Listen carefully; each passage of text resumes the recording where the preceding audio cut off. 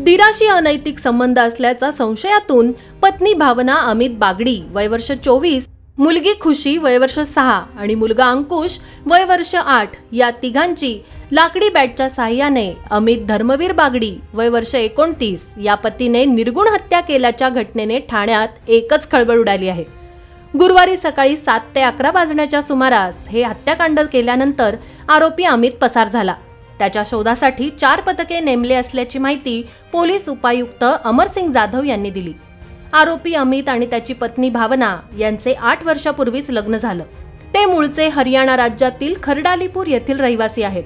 अमितला दारूचं व्यसन असल्यामुळे भावना त्याला सोडून ठाण्यातील कासारवडवली येथील जयवंत शिंदे चाळीत राहणारा नवऱ्याचा सख्खा लहान भाऊ विकास धर्मवीर बागडी याच्यासोबत गेल्या 7 वर्षांपासून मुलांसह राहत होती।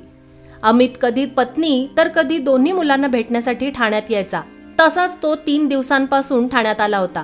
मुलांना भेटण्याच्या निमित्ताने तो भावाच्याच घरात मुले आणि पत्नीसोबत वास्तव्याला होता।